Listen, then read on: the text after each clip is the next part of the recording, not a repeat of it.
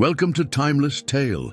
This is the place where ancient stories come to life in simple, powerful ways. From classic legends to magical adventures, we share tales that inspire, entertain, and stay with you forever. Don't forget to subscribe and turn on notifications so you never miss a new story. So this is part 4 of the story. If you haven't seen part 3 yet, make sure to check it out first so everything makes sense. The link is in the description.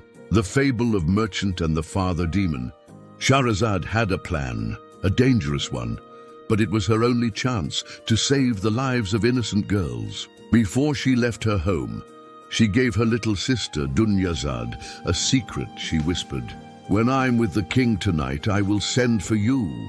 And when the king finishes with me, you must say, 'Please, my sister, tell us one of your marvelous stories, so the night may pass in joy.' Then if Allah allows, these stories might be the way to save all the daughters of our land." And so the night came. Her father, the wazir, brought Shahrazad to the palace. The king greeted them with cold satisfaction and asked, "Is the girl ready?" The wazir bowed and said, "Yes, my king." But when the king came near to take her, Shahrazad began to cry. Tears rolled down her cheeks as she looked up and said softly, "Oh, my king, I have a little sister. Before anything happens, I just want to say goodbye to her." The king, curious and perhaps touched by her tears, agreed to call for the younger sister.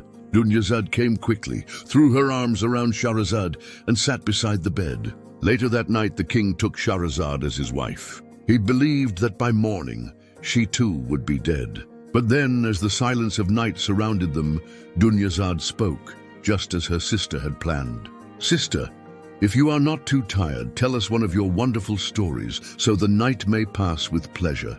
Shahrazad looked toward the king and asked, "With your permission, my king?" The king, unable to sleep and intrigued, nodded.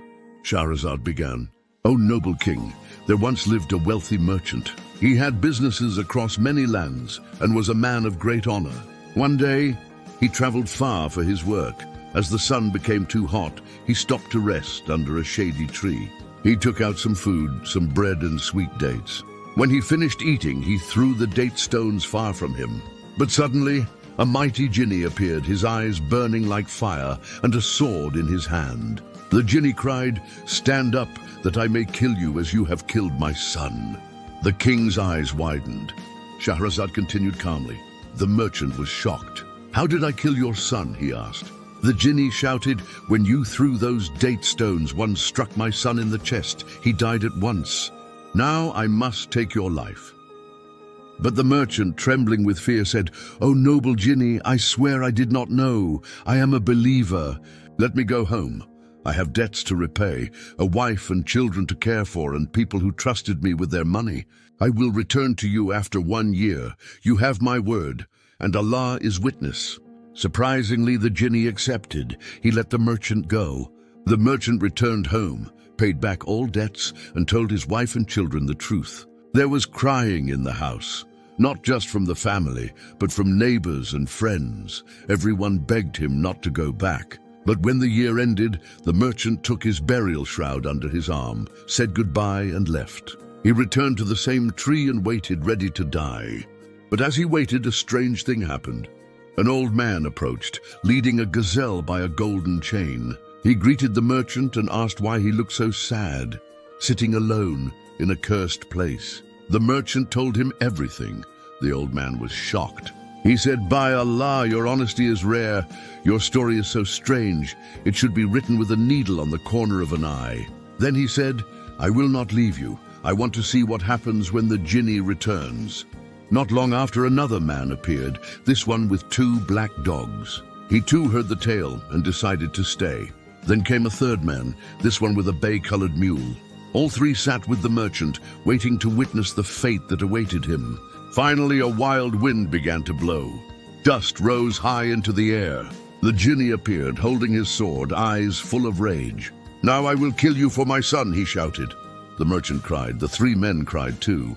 But the old man with the gazelle stepped forward, bowed before the jinni, and said, "O mighty jinni, if I tell you a story more amazing than this man's, will you forgive 1/3 of his life?" The king leaned in, holding his breath. Shahrazad smiled and said, "And that, my king, is where I will stop for tonight."